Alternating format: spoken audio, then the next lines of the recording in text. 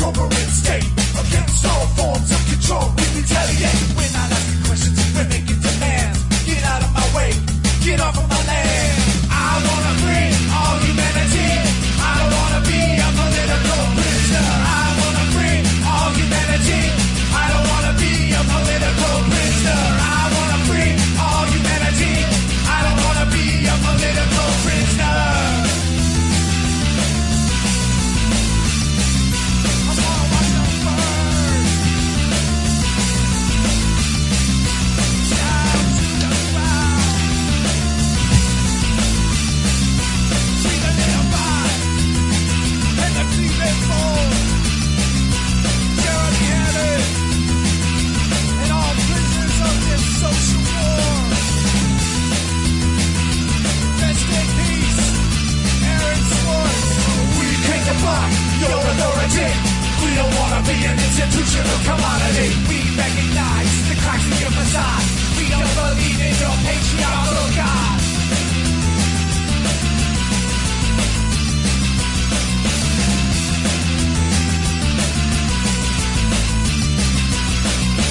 I wanna free all humanity.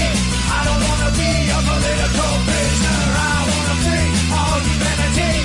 I don't wanna be a political prisoner. I wanna free all humanity. I don't wanna be a political prisoner. I wanna free all humanity. I don't wanna be another fucking prisoner.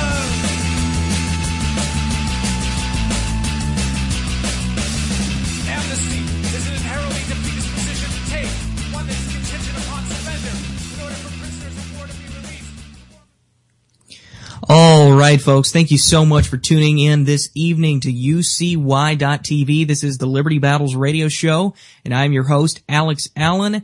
We come at you live here for the Liberty Battles Radio Show every Monday and Friday right here and only here on UCY.TV at the same time, 9 o'clock p.m. Central Standard Time, 10 o'clock p.m. Eastern Standard Time, and 7 o'clock p.m. Pacific Time. And we talk about all kinds of stuff. This is a show where I just give you my humble opinion on some recent news, some recent information. I go over a lot of articles, including articles that I have written myself, and of course articles and news information and pieces from other sources of news as well. I break down all sorts of current events, all sorts of topics on the show. We talk about just about everything on the show, and talk about news, politics, media, culture, guns, you name it. Pretty much everything is covered, as I said, here on the show. The Monday show is a gun talk show. If you don't already know, I am sort of a gun enthusiast myself, and the Monday show is reserved for gun talk, gun news, gun politics, gun industry news, just gun reviews, just a little chat about guns, trying to take away from the more negative news that tends to get covered on the Friday show. And of course, on the Friday show, I cover all kinds of stuff: news, politics, culture, just about everything that I just mentioned a moment ago. So anyway, this is, of course, the Friday show because it is Friday, the 14th day of March, 2014. And we are here live on the radio. This is a live radio program. It's not pre-recorded. Usually it's not pre-recorded. There have been a couple of cases where I've had to do a pre-recorded show because I've been busy, or have been out of internet, or I've been sick, or laid up in bed, or something like that. But as a general rule of thumb, it's usually a live show. And it is live tonight here once again on this 14th day of March, 2014. So thank you so much for joining us this evening. First of all, I want to go ahead and invite you to check out all of my social media and check out all of my content across the World Wide Web. You can check me out over at Facebook.com/Liberty Battles. Again, that's Facebook.com/Liberty Battles. That's one of the primary pages for all of my independent media, alternative media that I do. You can also, I'd encourage you to go check out the Alternative Journalism Facebook page. That's Facebook.com/Alternative Journalism. I'm an admin over there, and I post a lot of my content over there as well. If you don't already know, I am a freelance writer, an independent writer. I write for several different news sources. I write news articles and op-ed pieces for digitaljournal.com. I also write occasionally for the antimedia.org. I definitely encourage you to go check out all of the Anti-Media, all of their social media and all that. They're on Facebook and Twitter, which brings me to another point. You can also follow me on Twitter. I'm on 2 different spots, and the first spot is at @ALlen845. That's my primary Twitter account, more of my personal Twitter account, and that's the one that I use the most often. I do have another Twitter account that I don't use as often, but I'm going to try to get back into the routine of things, and I want to try to get maybe something automated set up or something going. I don't know what I'm going to need to do on that, but the other account is at Liberty Battles on Twitter, and I tweet out a lot of news articles, links to different articles and posts and videos and things. That's more of a strictly information-based account, whereas again, my other account, which I again use more often, is more casual. But I do tweet out all the links to all of my articles as well over there. So there you have it. And I don't just cover all of the negative stuff, because I like to cover good stuff too, and I like to cover positive stuff. And again, I don't like to harp on the negative, because I know that current events and news and all of that stuff, it gets pretty depressing. And especially for people like me, I'm writing about it all the time. I'm talking about it on this show all the time. And, so I like to take a break sometimes and not talk about all of just the negative stuff, the war and the destruction and the death and all of the bad stuff that we know is going on, but, and that is very important and that we need to talk about and that I do talk about. But I take a break from that, and, sometimes I'll write about, just anything that I'll find interesting, anything positive, anything good. Right now I've just been finishing up, an interview that I've been doing with a young singer, she's singer, songwriter, actress, all kinds of different stuff, doing some great work. And I just finished that up, and hopefully that interview, the article is going to be out in a few days. Not sure when I'm going to be able to release that, but, hopefully that article will be out in a few days. And it is interesting because it not only is it a, sort of a break, because it shines a light on, good, positive, wholesome, quality talent. It also, we talked about some serious issues like the entertainment industry, the corruption in the entertainment industry, and the profit, in the entertainment, the profit problem that we have in the entertainment industry. And, we talked about a lot of serious issues. So it is going to be an interesting, piece, that I am going to be putting out on, Digital Journal sometime very soon. So again, not always politics, not always government, not always bad, negative stuff. I like to focus on the positive too, because I'm generally a positive guy. I like to stay positive, and I don't like to be the guy that's sitting here yelling and screaming about how, the New World Order is coming for us, and, we're all gonna die, and the apocalypse is gonna come, and it's just around the corner, and FEMA camps.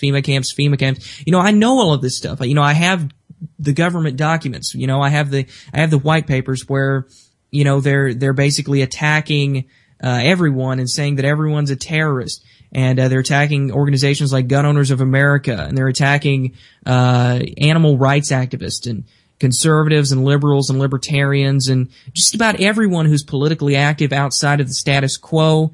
All sorts of activist groups, everything. I've seen the white papers where they're attacking these groups and saying they are radical extremist terrorists. I've seen the government manuals where they're preparing for civil unrest. We know the camps are a legitimate thing. We know all of the stuff is real. And we know the New World Order is very real. We know that the whole left-right paradigm is sort of just a propped up BS, just sort of an illusion that's put in front of us. We know that this whole thing is sort of a game, and that a bunch of rich and powerful elites up at the very top control the whole thing. And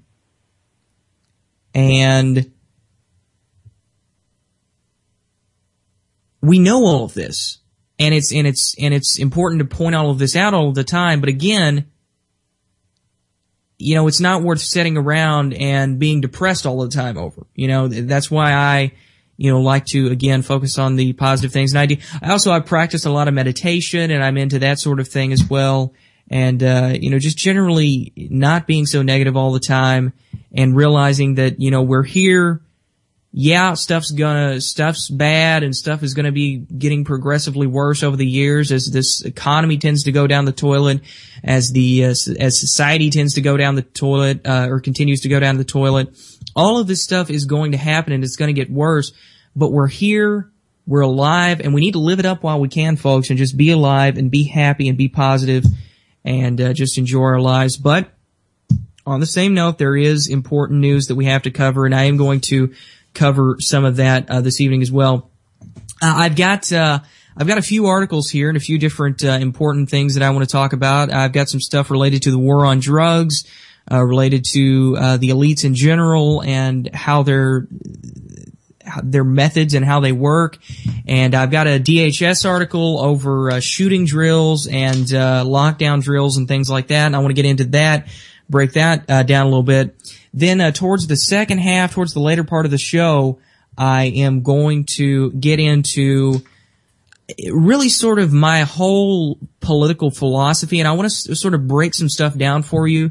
And I was sketching out some things, just jotting down some things the other night when I was having sort of some ideas coming to me, and I just started jotting stuff down, and I've got some papers here in front of me, and I really want to talk about government, and at its core, what is government? And why do we need it in society? And if we don't need it, how can we get past the point where we need it? And I want to get into the whole 9 yards of the whole anarcho-capitalist philosophy, because as you do know, if you've listened to my show before, I am sort of an anarcho-capitalist at heart. And some people might not even understand exactly what anarcho-capitalism means. And even at that, if you do understand what it means, you've not heard my official take on it. Because I do have a certain view when it comes to anarcho-capitalism. But I want to get into that, and I want to share with you my views on that whole situation towards the end of the show. First of all, I want to get into this article here. DHS unannounced school shooting drill terrifies students and staff. DHS is conducting unannounced school shooting drills, and some students are left terrified from the experience. The Department of Homeland Security conducted a school shooter lockdown at the Glen Ridge High School in New Jersey last week. School superintendent and the police chief both knew about the shooter drill, the active shooter drill. The school shooting drill involved the Department of Homeland Security and the New Jersey Department of Education Safety and Security Task Forces. After the unannounced school shooter drill, the team noted their satisfaction with Glen Ridge High School Principal Dirk Phillips and his quick activation of the district's lockdown procedure after being told to do so by DHS agents and local police officers also on hand to assist. So here we have a case where the Homeland Security now is running lockdown drills at schools. I mean, we know about lockdown drills at schools. We know, we know that they exist. We know that lockdown drills have been going on for many years, for many decades now at schools. But now, we have this whole thing where it's totally, just coming out. They're not even trying to hide the fact anymore that everything is absolutely state-run, top-down, total Orwellian, at its core. They're not even trying to hide that fact anymore. Now we have Homeland Security openly, conducting these things and running these things at schools. And this is just outrageous. We already have the whole paranoia hype coming out of the Department of Homeland Security. We already have this whole thing where they say, if you see someone with coffee grinders and goggles, or if you see someone with a tear on their shirt, or if someone's paying for a cup of coffee at a coffee shop with cash, or if you see someone at a hotel who's using a payphone, or if someone's taking pictures or videos in public, or using binoculars, or standing in a college, university parking lot. I'm not even kidding. All of these are in the government white papers, or in the Homeland Security, FBI roll call releases and suspicious activity reporting documents. All of these things are in there as being suspicious activity. I mean, literally, the FBI is saying in their documents, and the DHS is saying in their documents, you can look them all up. I've cited many of them in some articles that I've done before, and I've talked about some of them on the show, and even read off some of the points in them on the show. And in fact, if I have them over here, I might read off some of them to you in just a minute for those who haven't heard. But it's just absolutely absurd. You know, we already have this thing where they're basically calling everyone a terrorist. The Homeland Security is saying everyone, you know, is suspicious. Everyone's a terrorist. We need to be looking around every single corner for every single person. You know, they're basically just hyping up this whole be fearful of everything. They want you to be paranoid. They want you to be fearful. They don't want you to go out and interact with people. They want you to stay in your house and be scared to walk out because you think Al-Qaeda is gonna, you know, fall down on you from the skies. But again, of course, in the white papers, it's not even Al-Qaeda anymore. It's now, anyone who challenges the status quo, or an average Joe on the street, or, you know, again, people paying with cash. It's not even Al-Qaeda anymore, folks. It's just average people, average Americans. Those are the supposed terrorists, that are in these white papers, and, that are described in the white papers. But anyway, so we already have that. We already have on that front the whole hype on paranoia, regarding terrorism. But now we have, you know, this whole hype of active shooter drills. And, we've seen a lot of these, here recently. These active shooter drills at school where they're hyping up this whole idea of, you know, there's going to be an active shooter in the school. You know, somebody's going to come in with one of these deadly, dangerous AR-15 assault rifles and going to shoot up a bunch of kids and teachers. And, you know, it's just going to be a whole mess. And, you know, they have these lockdown drills and these active shooter drills where they're playing out these scenarios. I mean, I had, I saw a video where they were following up on a drill that they did in one school. I can't remember what state it was in, but I was talking about it a few weeks ago on the show, and it was this drill where literally they were acting out the whole scenario. I mean, they had actors out on the floor in the school with blood all over them, and I mean, you know, they had kids, they had the students actually participating, and they had a guy running around the school with a fake gun pretending to shoot up people, and I mean, it was just a whole mess. And they even, there was this one point where a girl said that she was out in the hall, and the guy who was pretending to be the active shooter told her to come with him so that they could knock on the doors and she could pretend to be scared and sneak in the classroom so that the active shooter could then come in and, you know, pretend to shoot up all the kids. They're acting out these scenarios, and, you know, I'm not even joking. This is just total paranoia where these school-age children, the school-age kids, you know, from, you know, they're doing this kind of stuff in elementary school all the way up through high school. And, but they're getting these students and the teachers all hyped up on paranoia of, oh my God, you know, this is crazy. And that's psychologically damaging. I mean, to have some sort of weird, messed up drill like that, I mean, that would be psychologically damaging, especially on younger kids. You know, maybe not so much at the middle school or high school level, but especially on younger kids, to have some sort of scenario acted out like this would just be absolutely traumatizing. You know, they don't know what's going on. I mean, it's just, it's weird to them. It's strange to them. Anything is strange to them. They're not sure. And so, you know, again, just traumatizing stuff. And, it's just absolutely absurd. And the thing is, you know, for one, I was pointing out this whole thing where the guy was in there with with a fake gun, you know, pretending to shoot up people for this whole drill. And I was pointing out the hypocrisy of, they can do that when they're hyping up paranoia, but on the other hand, if a 6-year-old girl brings a pink Hello Kitty plastic bubble gun onto the school bus, literally a pink plastic toy that blows bubbles, they suspend her, kick her off the bus, kick her out of school, for weeks, because, that's terroristic in nature, because it's a weapon. It looks like a weapon. It could be construed as a weapon.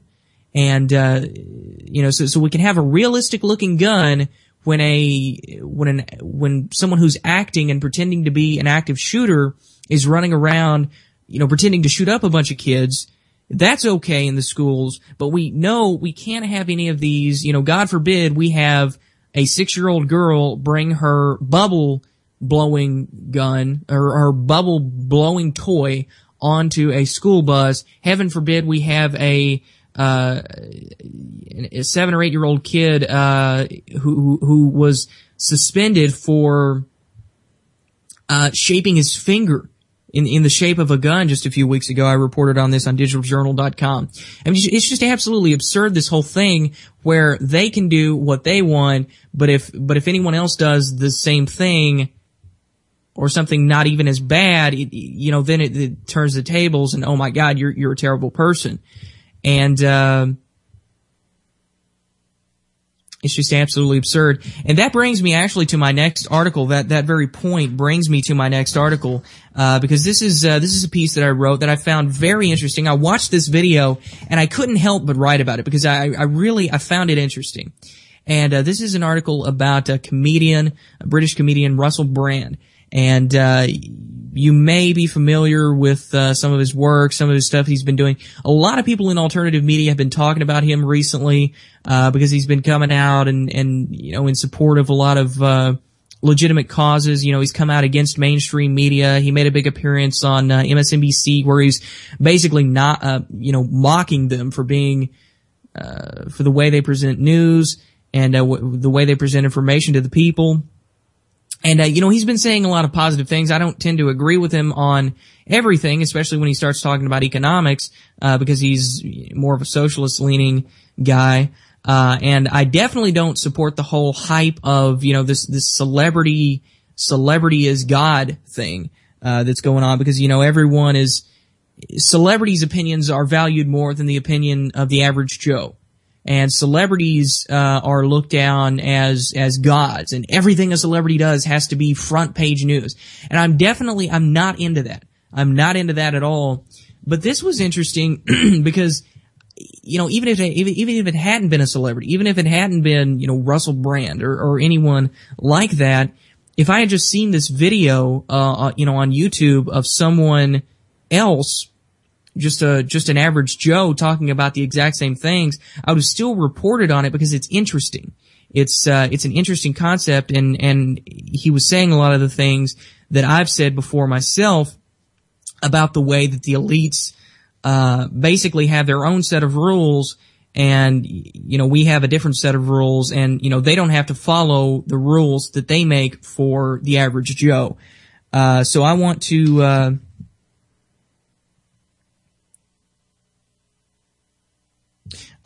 get into this article a little bit and break it down. The title of the article is Russell Brand, Elites Don't Follow Their Own Rules. I wrote this for Digital Journal a few days ago. I can't even speak this evening, folks. I wrote this for Digital Journal a few days ago. Again, the title, Russell Brand, Elites Don't Follow Their Own Rules, and I'll read a little bit of it to you. In a follow-up to his interview with Oprah Winfrey, which, first, before I go any further, no, I'm not an Oprah fan. not a big Oprah fan. Big mainstream sellout. I could go on for hours about that, but, in a follow-up to his interview with Oprah Winfrey, comedian and political activist Russell Brand breaks down the war on drugs in a new YouTube video. If you don't know that Russell Brand is a recovering drug addict, you've probably never heard of Russell Brand. The 38-year-old British comedian has been very open about his past and has even used his experiences with drug addiction to reach out to other people. In 2012, he testified before the British Parliament on drug addiction. He also had a heated drug debate with Peter Hitchens on BBC's Newsnight. Earlier this week, Brand appeared on the OWN network for a one-on-one conversation with Oprah Winfrey on his experiences with drugs. He spoke about how an addict regards the issue of drug addiction, the recent passing of Philip Seymour Hoffman, and his hopes for a more compassionate approach to the issue of drug addiction. He also spoke about his addictive personality and his desire to fix internal problems with external things. In a follow-up to his interview with Oprah, Russell Brand has now released a video on YouTube further explaining his problems with the criminality of drugs. He started off the video by explaining that there were some things he didn't say in his interview with Oprah because he didn't want to seem quote-unquote rude or quote-unquote offensive. In the video titled "The Revolution Needs You," a message from Russell Brand, Brand focused on the hypocrisy of politicians and elitists supporting the war on drugs when many of them have admittedly used street drugs themselves. As he pointed out, the last 3 presidents of the United States have admitted to drug use, and David Cameron, the Prime Minister of the United Kingdom, has not denied having used drugs. There's one rule for most people and another much better rule for the elites that govern us, said Brand. He also pointed out that failure of most people to pay taxes will result in imprisonment, while a small number of people at the top don't have to pay anything. Brand is starting a global movement on these issues and is encouraging people to join in by filling out their information on the Revolution section of his website. So definitely some good points coming from Brand here. And again, you know, I'm not this whole celebrity hype. You know, I'm not going to hype up a bunch of celebrities and say that a celebrity's opinion is more important than, you know, the opinion of the average Joe. I'm not going to do that at all. But, sorry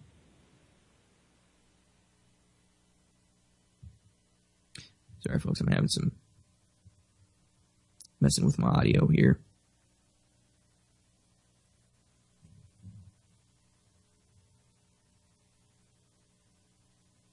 Okay, so anyway, definitely some interesting points coming from Russell Brand here. And again, I'm not hyping up the whole, you know, celebrity is God thing. I'm not hyping up the whole a celebrity's opinion is more important than the opinion of the average Joe. In most cases, the average Joe's opinion is far more important than the celebrities, because, you know, a lot of these celebrities are living the glamour life and are, you know, rich beyond their wildest dreams, and they have, you know, they're up at the top. They're, or not necessarily up at the top, but they're really, you know, they have a life that, you know, they don't have to care about a lot of these things. They don't have to worry about a lot of these things, even though they will go down with the ship just like anyone else. You know, when the economy tanks, when the society collapses, it doesn't matter if you're, an actor or a musician or a TV personality, or if you're, just an average Joe on the street. It doesn't matter. You're still going to go down. But anyway, so just to focus here on what he's actually saying, not really on him, you know, not really on Russell Brand himself, but what he's saying here. You know, and I will say it is good that someone like this is saying things like this, because, you know, despite the fact that I disagree with the way a celebrity's opinion is viewed in society and put on a pedestal in society, and, you know, how a celebrity's opinion is viewed as more important, regardless of how I disagree with that, it is the fact, you know, for the average American, for the average, you know, person walking down the street, your average brain-dead, mainstream-loving zombie, you know, really it is, that's the case. You know, they care about the glamour, you know, the glamour appeals to them, and therefore, you know, when a celebrity says something, it seems more important. So it is good that we have some celebrities out there who aren't afraid to actually touch on these issues. I saw a video where someone was talking about, I saw a video earlier today where someone was talking about Woody Harrelson, who's an actor. He's been in a lot of different things, and he actually did a documentary over very serious issues, and, you know, he's anti-Illuminati, he's anti-New World Order, total, you know, pro-humanity person, total, anti-establishment person. Woody Harrelson has also said that he's, sort of an anarchist, in many ways, and, he's gonna be supposedly starring in an upcoming 9/11 truth film It's going to be, from what I understand, it's going to be a fictional film that addresses the issue of 9/11 truth, and so I can't wait to see that. I can't wait to see that. I would enjoy that. So it is good when celebrities like this who have a platform where they can speak out and where people will actually listen to them. Because someone like me, I'm doing this radio show and I'm doing my articles and I struggle to get people to listen to me. I struggle to get people to listen to me. And I even have a few, small platforms myself. I'm writing for a couple of websites and I'm doing some different stuff. So I even have a small platforms, but I struggle to get through to people and to get people to actually listen to me and what I have to say. I can only imagine, for someone who doesn't even really engage with people, for someone who doesn't even try to really engage with people, what it must be like for them to have these ideas and thoughts and their views, and nobody listens. Nobody cares about, what the person who is actually going to be affected most by a lot of these, a lot of the things that happen in society. Nobody cares about what those people have to say, but everyone cares about the celebrities. But again, so it is good that some celebrities are speaking on behalf of a certain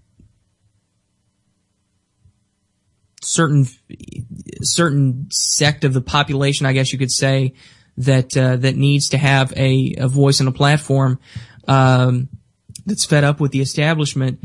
But again, going back to this, Russell Brand saying the big thing here is where he talks about the hypocrisy of the elites, how David Cameron and George W. Bush and Barack Obama and Bill Clinton, all of these guys have, on record admitted, basically, David Cameron hasn't admitted to smoking pot, but he hasn't denied it either. And all of the other three, Obama, Clinton, Bush, they've all admitted to taking drugs. They've all admitted to drug use, using street drugs. But yet they continue to, in their administrations, prop up this whole war on drugs. We have this just hypocrisy going on. And of course we know that, most of us who are politically in tune, politically aware, we know, that,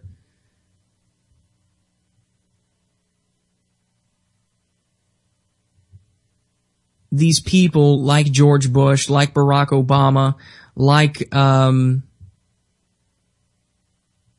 Bill Clinton, or like even David Cameron, or like, any of these people. They're all just front men. They're all just propped up there, and they're nothing more than puppets. We know this. Anyone who's politically aware, anyone who knows that, corporations, top elites, globalists run the system.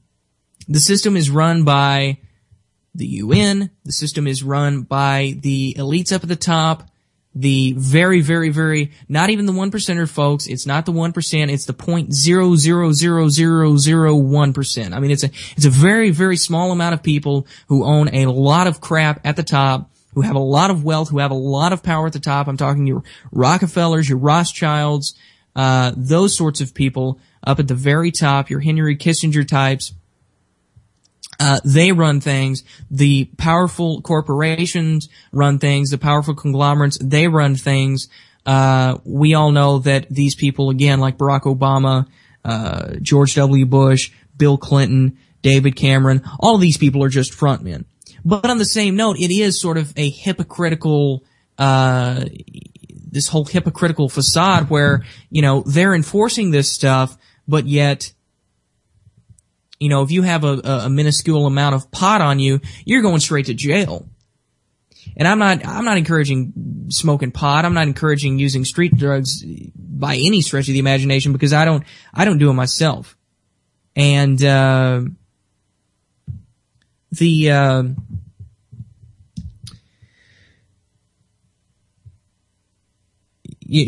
don't do them, and I don't encourage necessarily people to do them, but it's also hypocritical, and I also don't think there's any reason why they should be illegal. And again, going back to the hypocrisy of all of these people who've done them themselves, but yet they continue to support this whole system. They continue to be a part of it. They continue to be a part of the system that says that, if you have a small amount of pot on you, you're going straight to jail. So just absolutely, absolutely nuts.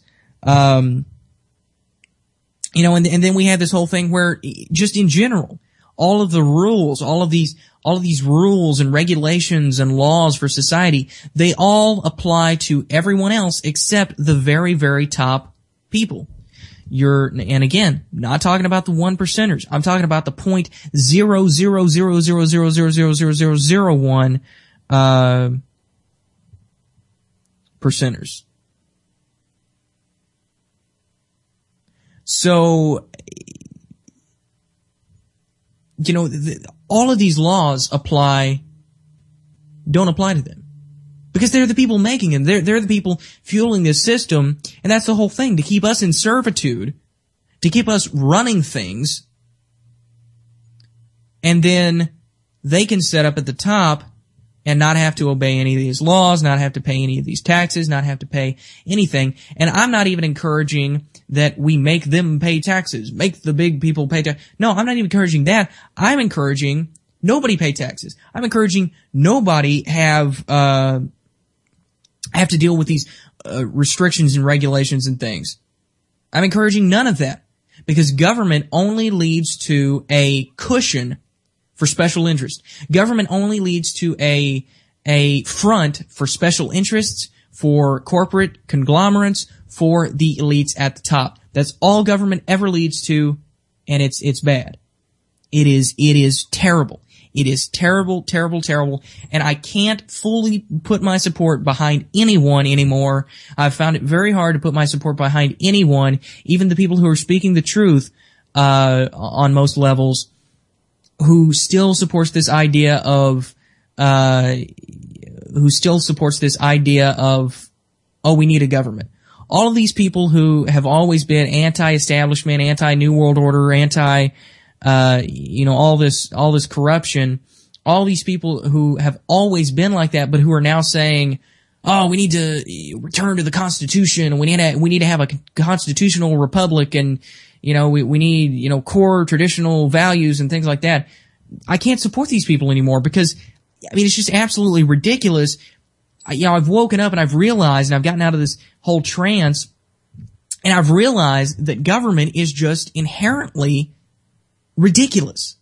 Government itself at its core is inherently ridiculous. Oh, but Alex, who will build the roads? Who will keep us from being barbaric and killing one another?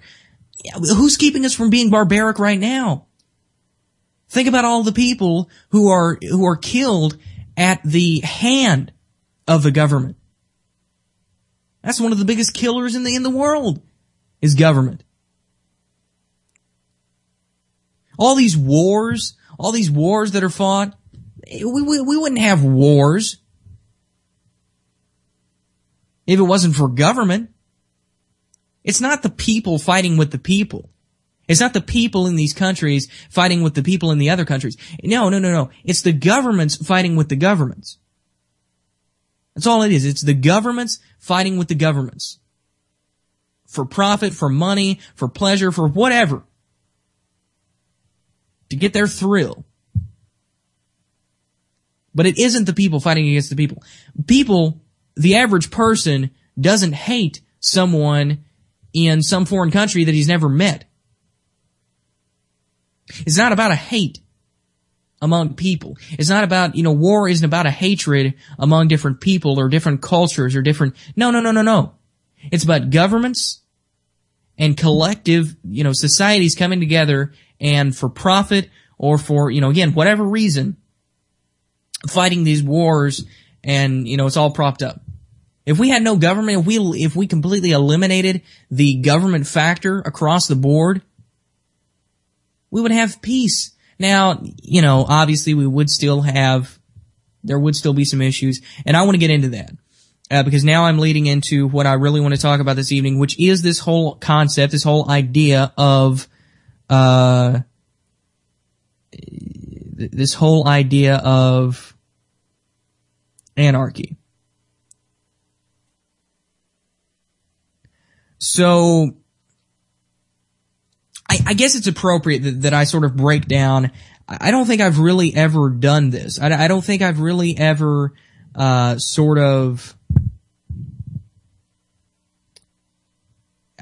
don't think I've really ever broken down exactly what my views are to a T and what my views have been and my whole evolution of thought and how I have evolved from being sort of a statist-leaning right-winger Republican, is what I used to be, to sort of now I guess you could say liberal anarchist or anarcho-capitalist. So I want to get into that, and I guess first of all I will say that yes, I used to be a right-wing conservative Republican. It was all about traditional values and Republican conservatism, and I thought that was the right way to go. And this was, several years ago when I was a lot younger. And of course, I'm still pretty young. But I've been interested in politics for years. While other people my age were, getting into basketball and all this other crap. I'm getting into politics, and I'm forming political opinions, and I'm thinking about these issues, and I'm thinking about this stuff, and I'm writing and doing these sorts of things. But anyway, so I several years ago I used to be a conservative right-wing Republican, and I used to think that the traditional values and several years ago I was all for the war on drugs. I didn't know anything about the New World Order. I didn't know anything about the elitists at the top. I didn't know anything about the, Henry Kissinger and the Rothschilds and Rockefellers. I didn't know anything about this whole system, this whole left-right paradigm. I didn't know anything about the corporate conglomerates up at the top controlling everything. I didn't know anything about this. I was naive. I didn't know anything about the Federal Reserve and quantitative easing. I didn't know about this stuff. So I was a right-wing Republican because I thought that right-wing Republicans were the bold people. I got behind that because I thought, right-wing Republicans they're bold. They're assertive. They're, they don't take any crap from other countries. If another country threatens us, we'll go bomb them. We'll take care of that. And, they stand up for gun rights and, they're all for, being armed and self-defense, and they're all for, all these other things. And, I used to have this sort of distorted view of Christianity where I thought that somehow Christian values had to be forced on other people. And I used to be what I have now come to absolutely hate in a person. I used to be that person that I now hate. And I guess in a way that's why I hate the neoconservatives and the right-wing Republicans so much now, even more so than the Democrats in many respects, because I've been there and I've understand the mentality, and I realize now how distorted that mentality is and how messed up it is, and how much of a cult it is. And I really that's why I so much hate the neoconservatives and the Republicans and all the right-wingers and even the Tea Partiers and your Rand Pauls and Ted Cruzes and all of them. But anyway, so I used to believe in that. Eventually I started to sort of develop and think, on social issues I started to get more lenient. I thought, well, you know what, the whole drug thing, maybe pot should be illegal. Pot isn't, there are studies out there that show, pot isn't very bad for you, and, alcohol is worse for you in many cases. So, I started to think, okay, maybe let's just legalize pot. Just legalize it, it'll be okay.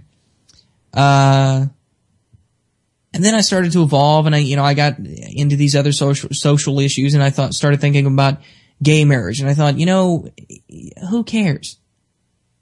Just because one person believes something, I used to think that the First Amendment, religious freedom, somehow meant that religion had to be forced on other people. I know, completely distorted view, but this is what these people think. This is what I used to think. And so I thought, for fear of having the Christians oppressed, I thought, that gay marriage should be, illegal. But then I started thinking, you know what? Who cares? I don't care if they do it. So anyway, I kept evolving and I kept evolving and evolving and evolving. And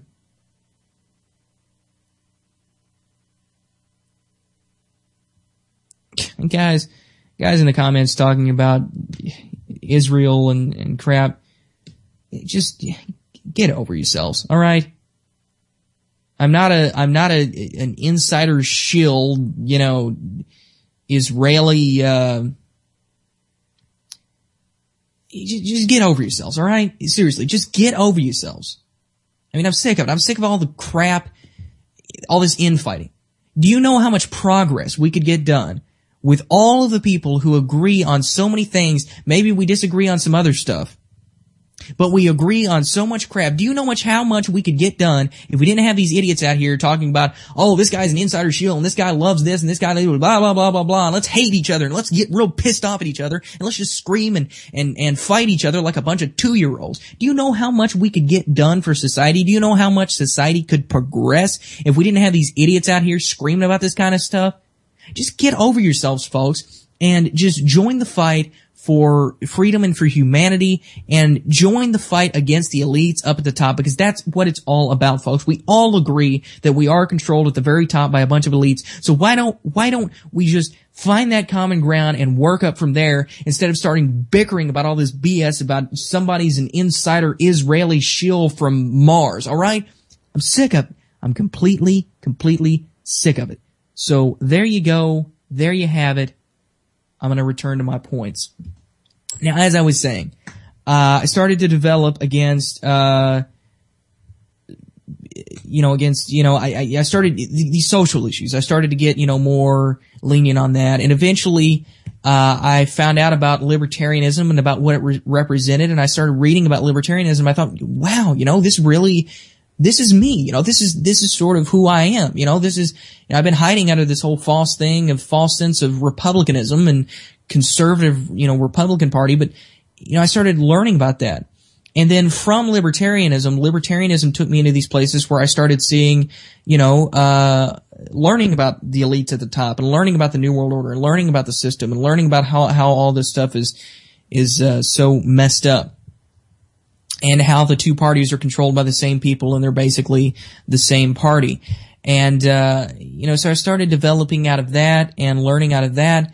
And eventually now I have grown into where I have completely developed into a full anarcho-capitalist, full anarchist. Because I have realized and I have stepped out of this whole idea that we need a government. And a few things I was jotting down the other night when I was thinking about this, and I wanted to share with you.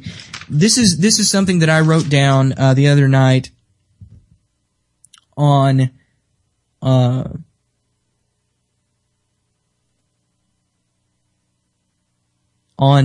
government at its core.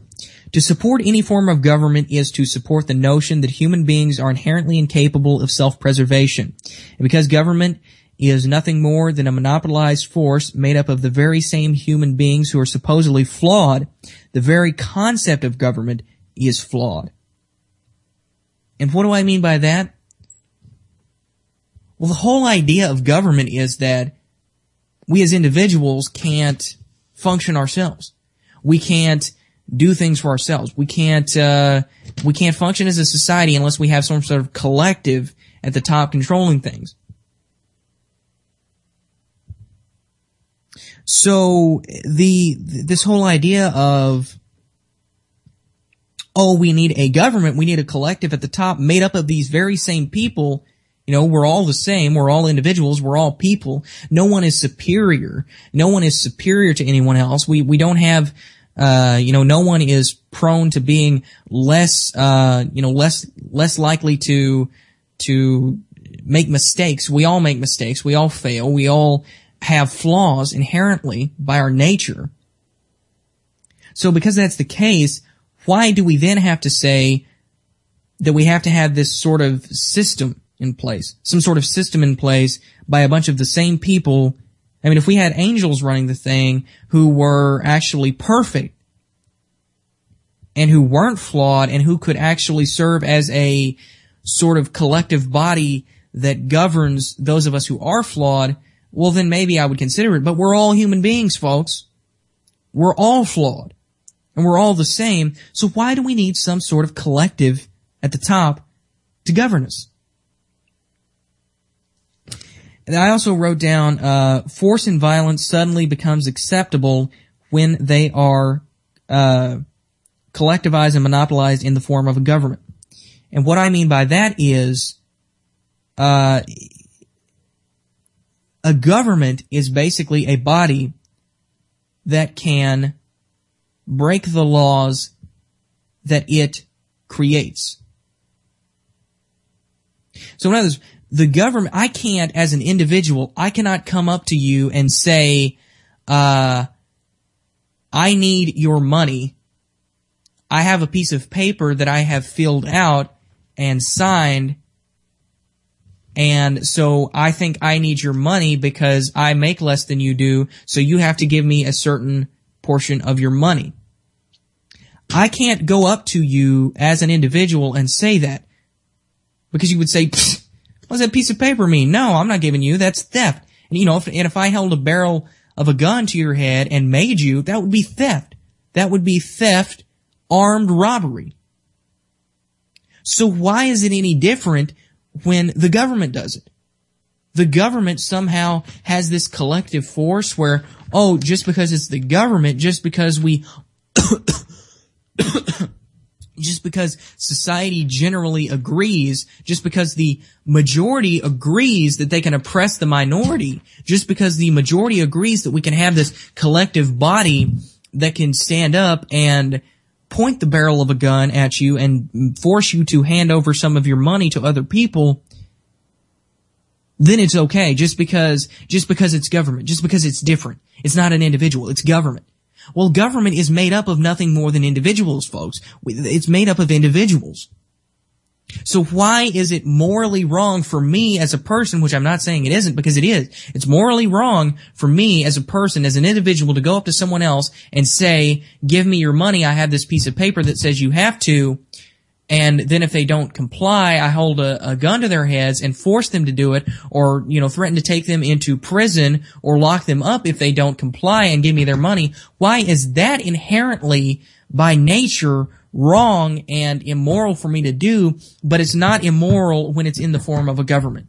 Because it is the exact same thing, it's the exact same concept, and you can change the words, and you can manipulate the facts, and you can say it any way, you can put it any way you want to, you can say it any way you want to, but when it comes down to it, that is the truth. It is the same exact thing. Government is armed robbery with a constitution. That's all it is. That is all it is. It is the exact same thing as if I signed a document myself, or if me and three of my buddies signed a document and we went up to somebody and said, okay, since we signed this, you have to comply with it. By nature, by some sort of bizarre natural law. Since the three of us signed this and there's more of us than there are of you, we can somehow naturally just force you to buy into the system. How is that even morally right? And it's the same thing. I mean, democracy, I'm against direct democracy because I'm against the majority being able to oppress the minority. But what is any form of government other than that? That very concept of the majority oppressing the minority. Because if a law passes and a person doesn't agree with it just because the collective generally agrees with it, well, then you have to obey it. It's the same concept as a direct democracy. It's the same concept. All government is based on is the idea that a majority can oppress the minority just because they have more people. And that is wrong. That is inherently wrong.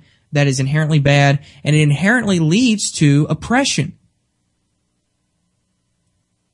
The only reason we have oppressive, any form of oppression in society is because of government. If we were all individuals owning ourselves and being responsible for ourselves, we wouldn't have to worry about oppression. Because how am I as an individual going to oppress you? By not letting you come into my house? Well, yeah, I can do that anyway. It's my house. I own the place. By not letting you come into my store? Well, it's my store. It's my business. It's my property. So government itself is inherently bad. It's inherently bad.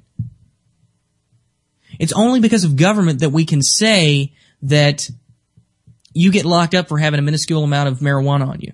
Or it's only because of government we can say that just because some people believe that that gay marriage is wrong, that homosexual couples can't get married if they want to. You know, if you have a willing, if you have a some sort of entity that is willing to recognize a homosexual couple as getting married, go for it. I say go for it. That's fine. And I don't have a problem with it. Some people do have a problem with it. But in a society where everyone owned themselves and everyone was responsible for themselves, they would have to get over it.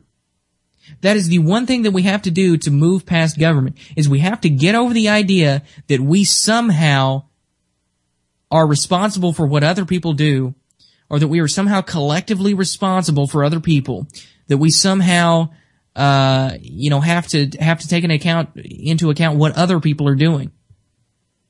Because you're not responsible for someone else. You are only responsible for you and your actions.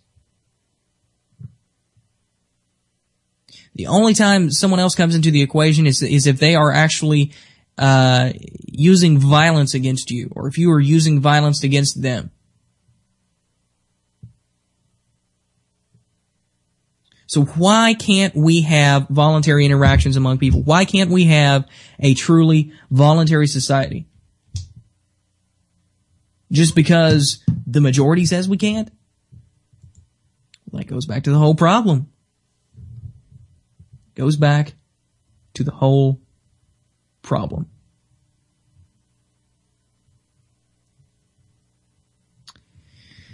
Well, we only have a few minutes left here on the show, just about 3 minutes left on the show, a couple of minutes before my bumper music starts playing. So I want to thank you all for taking the time to tune in this evening, to listen to the show. I feel like it was a pretty good show. I mean, I got a lot of the points across that I was wanting to get across. I was able to talk about pretty much everything I was wanting to talk about. So pretty successful show, I think. I want to thank all of you for tuning in. And yes, I am going to take these last couple of minutes to promote my social media again. Oh, God forbid. Yeah, I saw you people in the comments talking, oh, yeah, you don't, we don't like you because you take time at the beginning of your show to talk about to promote your Facebook and Twitter. Well, God forbid I try to promote some social media platforms so I can reach more people. Oh, God forbid I try to reach more people with my content, folks. God forbid I do that. So, since I'm such a terrible person, you can go like me on Facebook at facebook.com/LibertyBattles, or you can follow me on Twitter at Alan845, but don't do it. But don't do it because I'm terrible for doing that. I'm terrible for wanting to reach more people with my information. I'm terrible. I'm a horrible freaking person. I'm despicable for wanting to reach more people with my articles, for wanting to reach more people with my philosophy, for wanting to reach more people. I am a terrible person. So don't follow me on Twitter, folks. Don't follow me on Facebook. Don't do any of that. Well, there comes my bumper music. I'll talk to you again next week. Thanks for listening. God bless.